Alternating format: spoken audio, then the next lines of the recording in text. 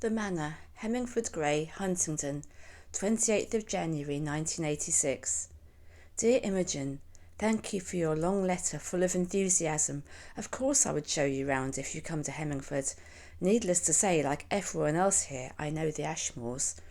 I would love to see a photo of your Green Knowe quilt, something I never thought of and can't imagine, though I have done about 20 quilts. Your squirrel notepaper pleased me, as squirrels are very much a feature of Green Knowe.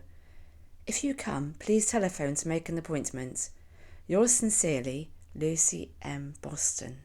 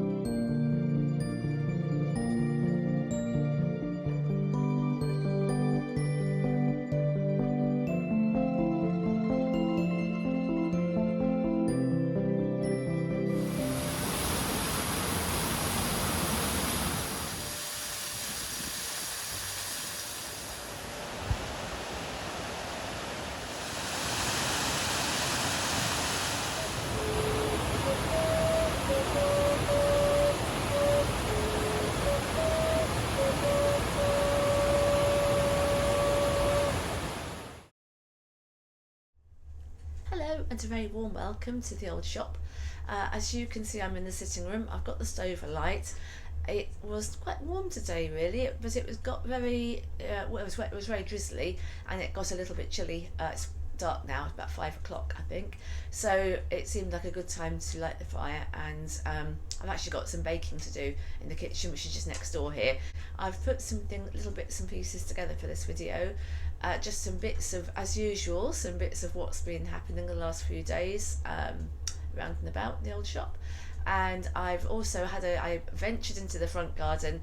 It's very wet and soggy out there, and there's not really very much to see, but I think I quite like to record there's not very much to see, because that's quite a contrast then when there is, hopefully will be, as things start to reappear in the early spring. Or even later in the winter actually, because there are some tulips that might hopefully come back and pop their heads out again. So there was that, and I've also did a little sequence showing you how I've been. I haven't done much to prepare for Christmas, but the one thing I have done is to make a little area, just as a little, what's the word, like a display I suppose, for the children of Green Knowe, which is my favourite children's book. In fact, I think my favourite book of any genre of all time. I've been reading it nearly every Christmas since I was 7, at least since I was 7, maybe earlier, but I remember being the same age as Tolly, the little boy in the story, when I was reading it. So I know it was at least since then. So I thought it'd be nice. I've been collecting some of the things that are in the book, in the story, and I've put them together, and I'll just show you that. And what else have we got?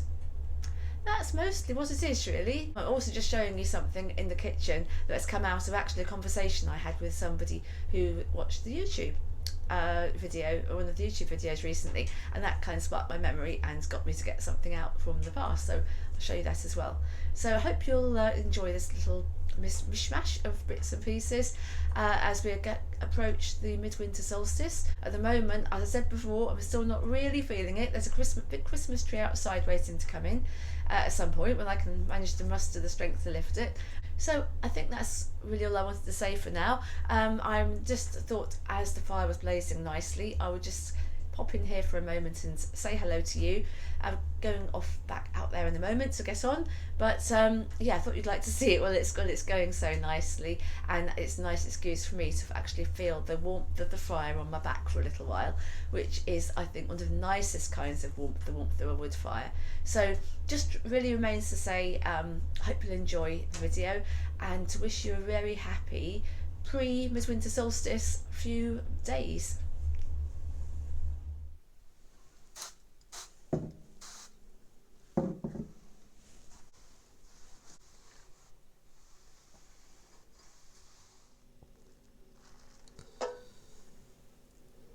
On the chest of drawers, Tolly had seen 2 curly white china dogs, an old clock and an ebony mouse, life-sized with shiny black eyes. It was so cleverly carved that you could see every hair, and it felt like fur to stroke. As he pulled the sheets up to his nose, he said, "Can I have the mouse in bed?" Tolly took the Russian doll and placed that on the table too, beside the nightlight. At once its shadow stood in the room, nearly as big as St. Christopher. There seemed hardly any space left for Tolly himself, so he pushed the doll a little further away from the light until the shadow grew smaller. "I don't want it any bigger than Linnet," he thought. "Linnet wrapped up in a shawl." Tolly was watching something travelling across the floor towards him. It was a marble, a glass one with coloured spirals in the middle. It stopped by his listless fingers. He picked it up. It was warm.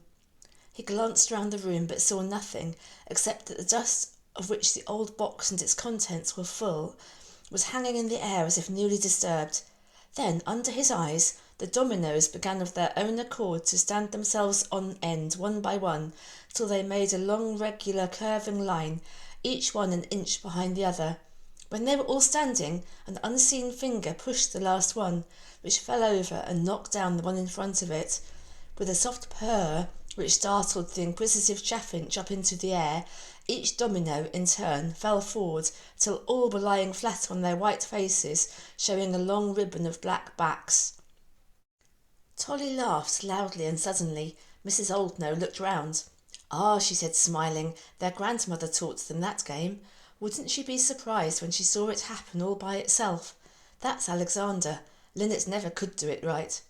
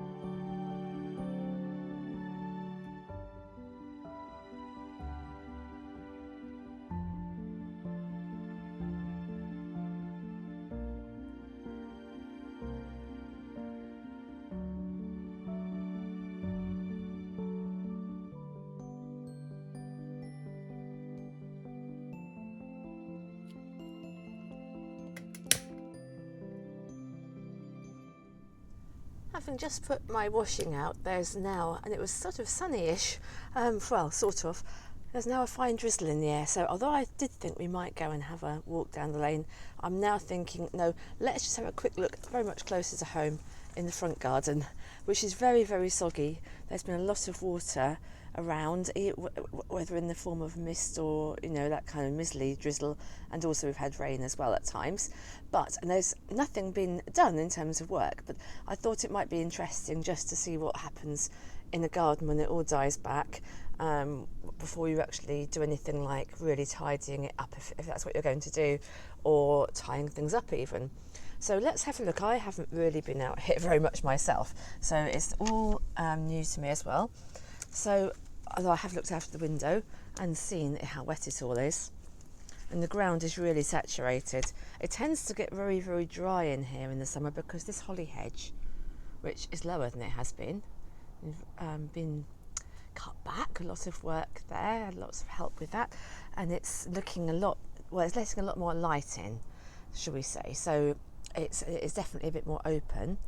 and the ground is everything's died back really because we haven't really had frost. So there's growth happening again. The geraniums here, they've died back and there's some new growth on those. Of course, all the hazel leaves have fallen off, but you can actually see the buds for next year, which is always such a heartening thing. If you go out in the countryside where the leaves have fallen, in many cases you'll see the new next year's leaves already. They may get knocked back, of course, when we do get some really harsh weather, but in the meantime it is really quite a joyful thing to see. So let's just, I mean, it's not a very big garden to tour. We haven't got a lot to see. There's all these Japanese anemones where they've got actual flower heads or seed heads as they are. I would leave them in place because they're actually quite architectural. But there aren't very many of them, to be honest. A lot of it is just these very unappealing looking leaves here, so I ought to and no doubt will just cut those down when I get a moment. I did cut the dogwood down and that stays looking as it did, so that's one job done. And I can see that the rose is still alive here, which is nice, and the clematis I think it died back, but I think it will come back. I thought it has gone all together when I had to have the trenches dug at the front of the cottage here. Yeah, they got very displaced, and it didn't look very hopeful for the clematis on either side. But I think, and the rose in fact, but I think that they came through that. So it's very, very open and empty at the moment. So the Sprite Child is strangely exposed here. And last year and the year before, he had a little ivy crown with advent candles. But this year, I've been all over the place, and nothing like that has actually happened. I just noticed that, really, looking at him and thinking, oh, I bet he's missing that. We'll see what happens nearer to the solstice. I might get a little solstice celebration going out here at the front for them, and the same with the green frog, who is looking especially green because it has been so wet. And as usual, it's very pleasing to see those very green, vividly green flakes of paint that my grandmother put onto to him or her decades and decades ago, many decades ago. I mean, huge decades ago. I can't even imagine the last time she painted the frog. But there's just that little reminder of her and her ways, liking all those bright colours in her day. So, and she has been gone since 1993. So, yes, a long time. And she probably wasn't painting a frog before that, really. She was 90 when she died. Anyway, enough of me rambling. Let's have a look and see what else there is to see, if anything. We've got the trench on the other side here. Now, this was an experiment in that it cost me a lot of money to have this done. It was very hard work for the build. It doesn't look much, and it has got really full of leaves. So for it to work at all, I've got to get in with a shovel or something and make sure the leaves come out so it doesnn't get all filled in, which would be all too easy to happen. And this is exactly the time of year to do it while everything else is died back. So that's a reminder to me as well to do something about that. This trellis is very, very see-through at the moment because all the leaves have gone from the roses and clematis and honeysuckle. But, you know, that's just how it is in the winter, and they will come back and give a bit more seclusion in here. The wayfaring tree here has got beautiful colour leaves, as you can see, still clinging on. That is really lovely, and it's got yellowy coloured leaves with lime, kind of vivid lime, but some of them have got this lovely kind of russet colour on them as well. So that is giving a little bit of colour in the garden. The crabapple tree, which I know many people have remarked on, is in the wrong place and I ought to be moving it, but I haven't got round to it, and it's very tall and spindly. It's much higher than the house here now. But we'll, you know, next year, or maybe even before next year, really, while the sap is down, it could be topped or it could be moved if I could decide where to move it to. Meanwhile, it's alive. I know it's not very good for it there, but it's alive and it's filling in that corner, and other plants are climbing up it. So I think that's all I'm really hoping for it at the moment. There's a little cotoneaster here. Hasn't got any berries, but it's nice to have a bit of evergreen. Well, there's lots of evergreen in this garden actually, because we've got the holly and the ivy, lots of ivy everywhere. And you can, at this time of year as well, so I'm just crunching on a seashell, you can see the hare who now lives here next to the pond. The pond is full of leaves. There's another little job.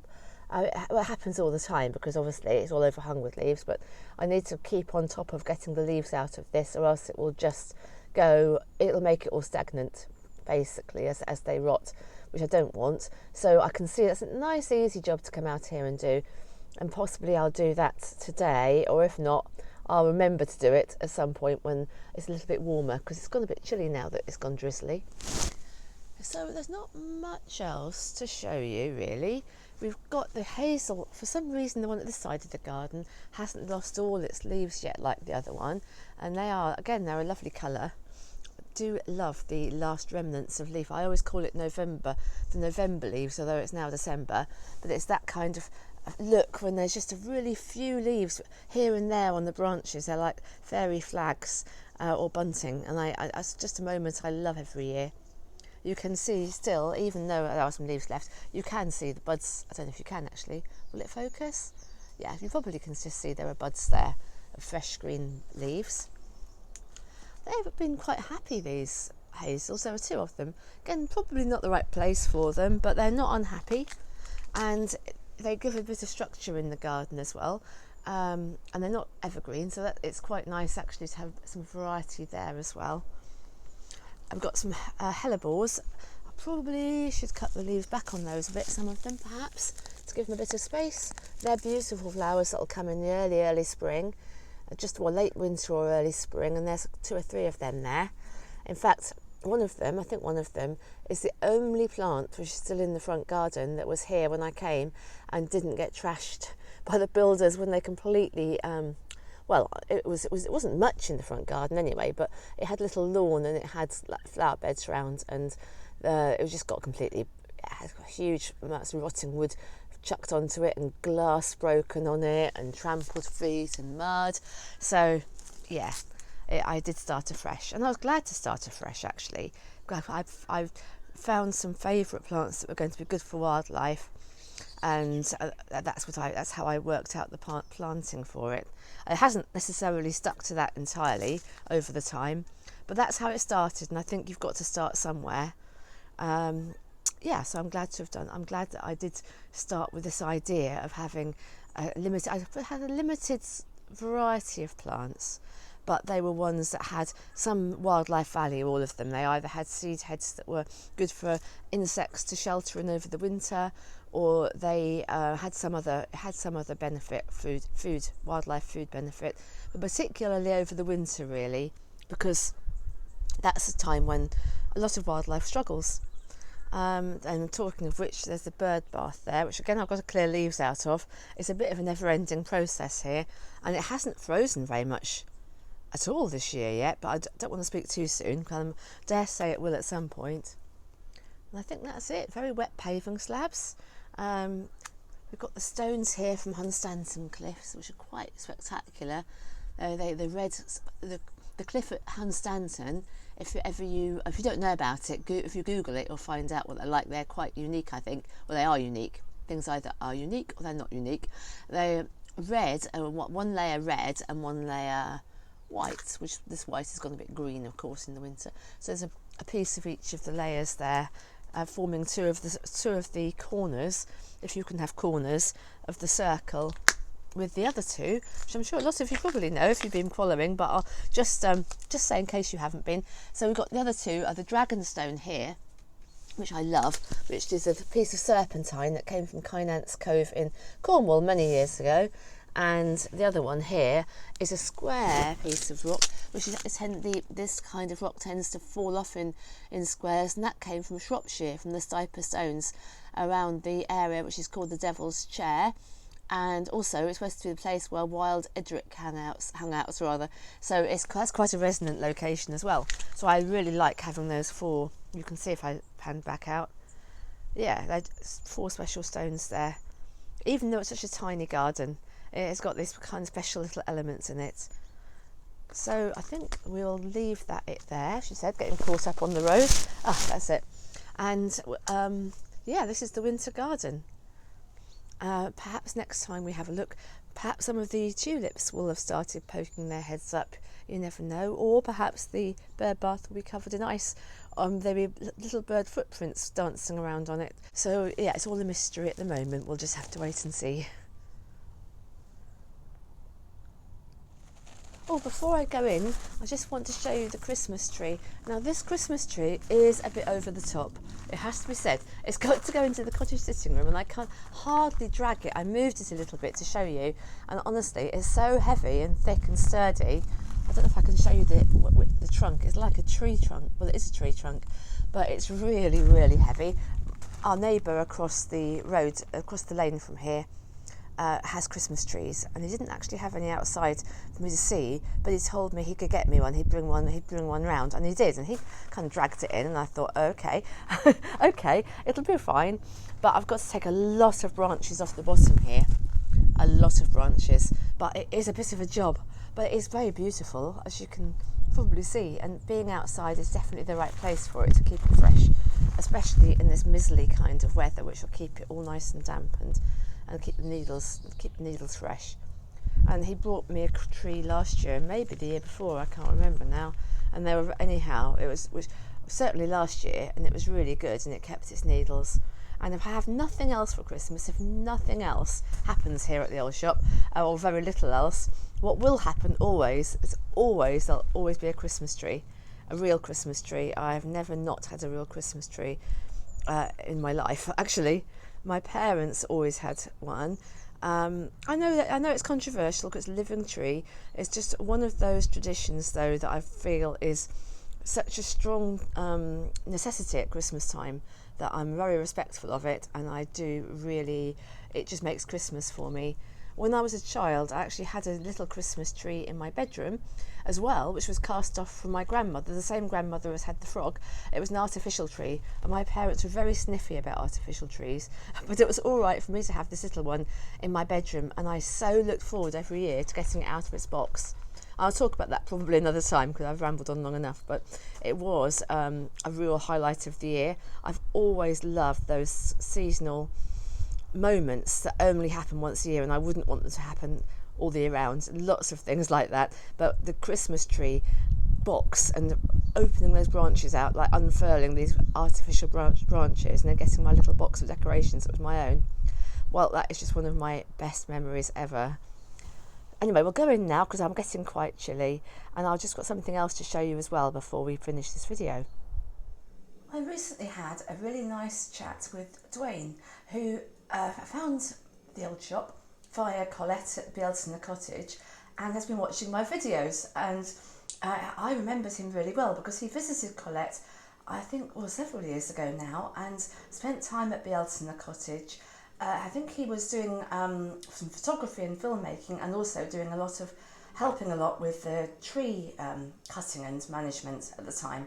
Anyway, we had a nice chat, and he was very, very eagle-eyed, and he asked me what has happened to the craft project I started, a long time ago now, and I never actually finished it. It was an Advent project, and it was actually not something I'd made up myself. It's this, in fact, what we're seeing here. It's a little, it's a kit, and every day you open another page, you have to keep the rest of it closed up with an elastic band, and you see what your project is for that day. So you might have like this drumming rabbit, or you might have this squirrel, which is my favourite, playing a cello, or this bear with a lantern, or Christmas tree, or sometimes it was perhaps sewing on these lanterns, and another time it was doing something else to them. It wasn't always in one day, and the different Christmas tree clusters, for example. Anyway, he was quite, and the houses, another session. He was quite right that I didn't ever finish it. I think because that year, I think it was actually the year before last, I started it, I had the idea and got the kit. I think I started it something like the 13th of December, and the idea is to do one every day during Advent. Well, although I said to myself it doesn't matter too much because we've got old Christmas to think about 13 days later, so that you've got quite legitimate reasons not to do it for today's Christmas day. It still didn't work out. It still took me longer. The squirrel was lovely, but it was really tricky. It did take me longer than one session to get the squirrel sorted out, cut out the pieces and everything, and stitch it all down. So I got so far behind. This is a nice owl as well, by the way. And I think somewhere there's birds in a net. Where's the little nest? Here it is. This was another favourite, if I can find it to show you here. That's so small. There's my fingers. It's really small. Yeah, so anyway, what I was saying was, so I didn't ever finish it, and I thought, well, it's better to start next year, which was last year, and get it, do it more at the right time. Well, I didn't. It got put away, and it stayed put away, basically. And this year, life has been very, very chaotic, and I didn't even think about it, actually, until Dwayne pointed it out. So I did say to him, well, in the next video, you'll see it. And so I've got it out, I've found it in the cupboard, and got it out to show you all, especially if you weren't here then, because it is rather a lovely, it's this rather a lovely thing. I didn't design it, so I can say that. I just made it, but it's actually a very meditative thing to do in its own right, and I loved having one thing per day. It's a lovely idea for Advent. I think the log was one day with all these little stitches and things on it, and the cat was another day. But anyway, that's not going to get finished this year either, I can tell, because there's not that many more days left. I've got lots going on in the last days before of Advent, so it won't happen. But I thought I'd show you anyway, and I say it won't happen, but there is a chance that one or two of the little, I'll turn over one or two more of the pages and do one or two more of the projects, mini projects. I'm sure there's something will be going in there. And I imagine something will be going in there, for example. So, and possibly even something here. It's one of these things where I didn't know, because it covers 24 days, I think there's no space left unfilled. So I might, I now it's out and in my consciousness. Yes, consciousness. I might do one or two when I have a spare moment and I just need a bit of breathing space. And I do really recommend any kind of sewing or stitching or knitting or any creative thing like that for a meditative moment where you don't really have to think too much. You can just really enjoy that very moment. I think you live in the moment very much when you're doing this kind of work, which for a lot of people, it's a very useful state of mind to be able to get into, and it is highly recommended. And of course, you've got something at the end of it, either as a wall hang. In this particular case, I mean, either a wall hanging or a cushion cover or something. I'm not sure yet what it will end up being if it ever does get finished. But even if it doesn't, it will have been really enjoyable to work on. One of those things which is enjoyable in its own right, possibly more so than what what the finished project ends up looking like. So anyway, watch this space. Next time there might be something else to show you to filling in some of these spaces. Fire on my back, which is one of the most beautiful warmths, I think, the warmth of a wood fire, rather than any other way of getting warm. So, well,